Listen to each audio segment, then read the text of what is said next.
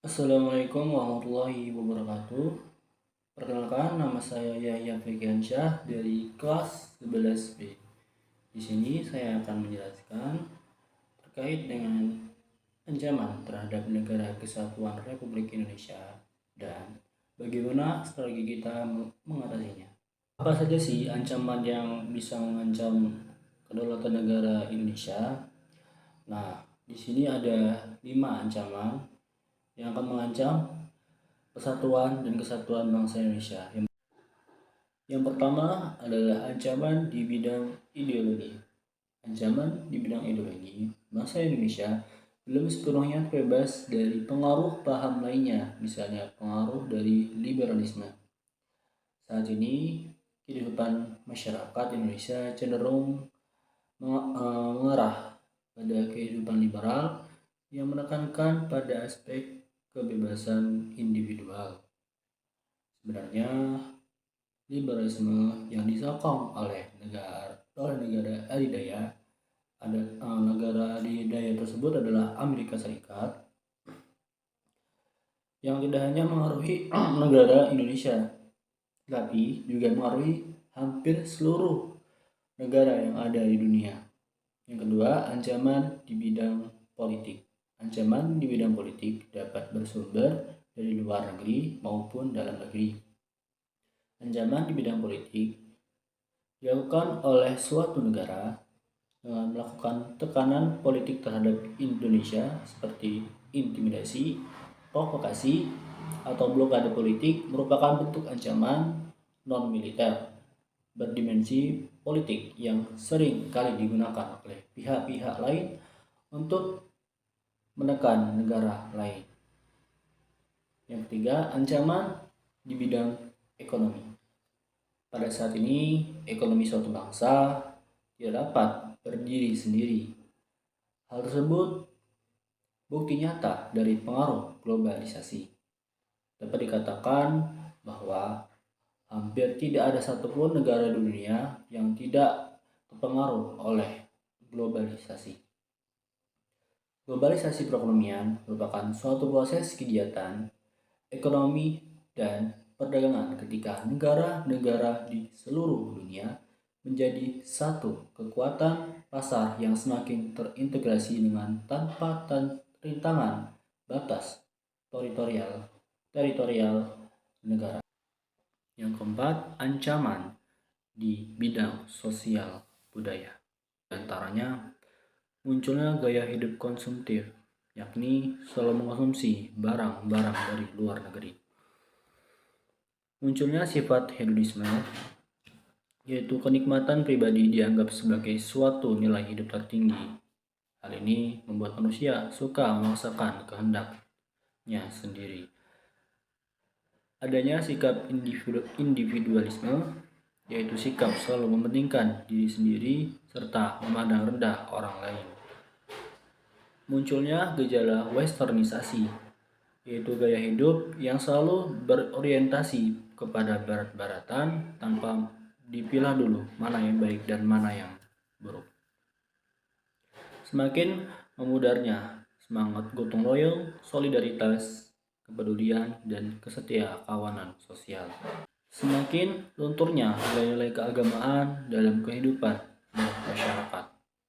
Yang kelima, ancaman di bidang pertahanan dan keamanan. Wujud ancaman di bidang pertahanan dan keamanan pada umumnya berupa ancaman militer. Ancaman militer adalah ancaman yang menggunakan kekuatan bersenjata dan terorganisir yang dinilai mempunyai kekuatan dan membahayakan kedaulatan bangsa Indonesia. Agresi suatu negara yang dikategorikan mengancam kedaulatan negara, keutuhan wilayah, dan keselamatan segenap bangsa Indonesia mempunyai bentuk-bentuk mulai dari yang berskala paling besar sampai dengan yang terendah. Invasi merupakan bentuk agresi yang berskala paling besar dengan menggunakan kekuatan militer bersenjata yang dikerahkan untuk menyerang dan menduduki wilayah suatu negara. Bangsa Indonesia pernah merasakan pahitnya diinvasi atau diserang oleh Belanda yang ingin kembali menjajah Indonesia sebanyak 2 kali, yaitu 21 Juli 1947 dan 19 Desember 1948.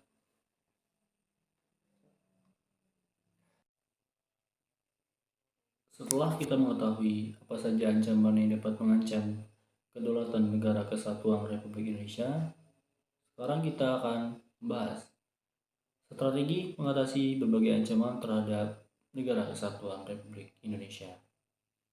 Yang pertama, strategi mengatasi ancaman di bidang ideologi dan politik.